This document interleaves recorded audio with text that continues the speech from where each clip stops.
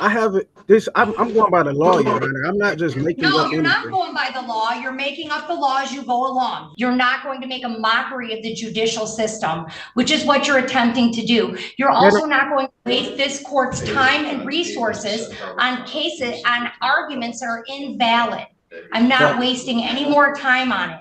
We are done. Today, we're looking at a courtroom case involving a man who refuses to pay his large credit card debt because he believed the law doesn't apply to him. We'll be watching 2 different hearings with the same person, and trust me, they're quite something. The judge doesn't hold back at all and gives him a firm reality check. His arguments have no legal basis, and it quickly becomes clear that he's completely out of his depth. As you watch, let me know in the comments. Do you think he has a point, or is he just making things worse for himself? And if you enjoy seeing how these courtroom moments unfold, don't forget to like and subscribe. Let's get started. All right, Mr. Chavez, can you turn on your camera and tell me your name? Chavez Arnold. There you go. All right, so Mr. Chavez, do you have all of that now? No, like he said, I didn't. After 10 days, he just sent. I mean, I could check my email, but I haven't received anything from him. Did you receive all the documents you requested? No. Mr. Royce, when were they sent? They were sent all documents except for he had requested internal accounting records of Chase Bank, just generally, not specific. But the Chase Bank record relative to his account statements were provided. Okay. So, Mr. Chavez, what is the defense on this case? What is your defense? Well, I needed to see one of the documents. Well, my defense is that, I've been researching the law and, the powers of the banks. And it's more of a accuracy of the actual accounting that I'm trying to make sure and, make sure that everything is accurate. So it's not my intent to not pay anything, but I need to know, based off the accounting that I am paying what I'm supposed to be paying.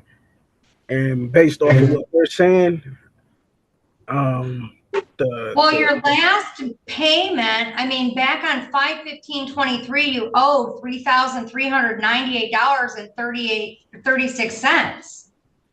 And they're coming for $3,398.36. That was the balance on the card at that time.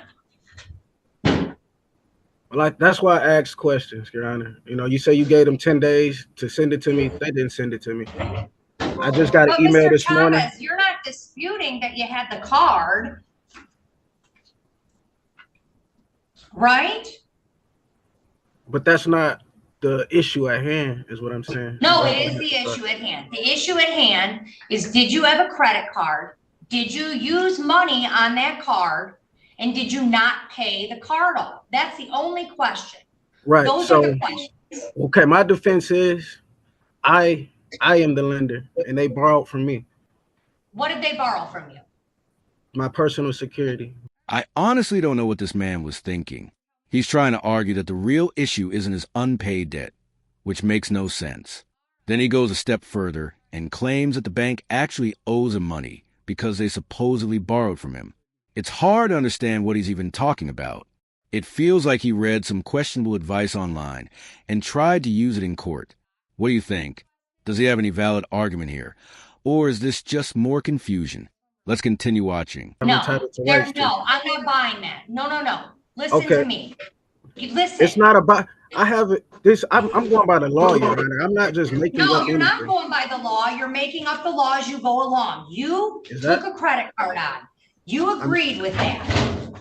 And then you had a credit card. You used the credit card. You have a balance on the card. And you didn't pay on the card. They don't owe you anything. So when I asked for the application, the evidence that opened up the account, because they go by GAAP accounting principles. If my application opened up the account, that means there will be a credit on my account because that's a cash equivalent. That's what the law says. All right. Yeah. Motion for summary disposition. Hearing date will be January 9th to 25th. And the motions to be filed forthwith, and a copy obviously is to be provided to Mr. Chavez. And we'll see you back on January 9th, 2025 at 9:30 a.m. for the hearing. Thank you, Your Honor. All right. That concludes the first hearing, and it was quite the experience. Now, let's move straight into the second one, where the judge completely loses patience. The man's excuse this time is so unbelievable that it's almost funny. You really have to see this to believe it. He's now facing a second unpaid debt, and his reasoning gets even more far-fetched. Let's take a look. All right, and I've got Mr. Chavez back. Do I have Discover Bank still? Yes, Your Honor. All right, Mr. Chavez, can you turn on your camera and your microphone, please, sir? All right, we're back on 24010674, the Discover Bank versus Arnold Chavez.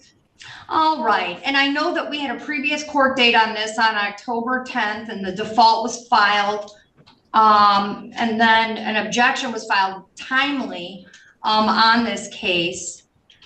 So we're here to set aside the judgment. What's your motion, Mr. Chavez? Well, that day, Xfinity, I have Xfinity internet, and it was working in my area. And I have proof of, I talked to them in the chat. They confirmed it. And I have they gave me a bill credit for the inconvenience. So that's why I wasn't able to attend, because I was having problems with my internet. All right, and just so you know, Mr. Gopal, we did have notice that he had contacted the court and that he was unable to get on that day. Oh, he contacted the court on October 10th? I'm not sure if it was on October 10th, but it was shortly thereafter. If it wasn't October 10th, that he was having internet issues and could not get on. So here's what we're doing. I'm assuming, Mr. Chavez, do you have a defense on this case?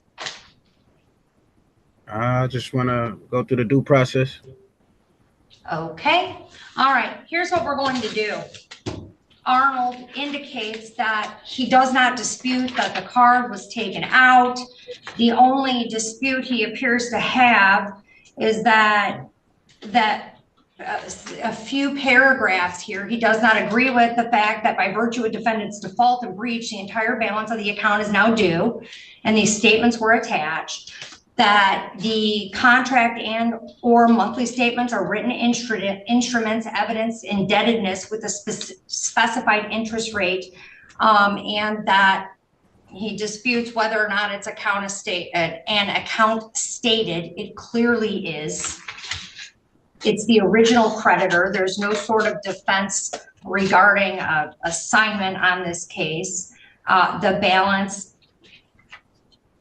at the time of the complaint was $4,378.29. Well, I have affidavits that support what I'm saying, but I will want to enter into this as evidence. The motion for summary disposition is granted sua sponte by this court. There is no valid defense to this claim, and I couldn't even enter any evidence. And a judgment in the amount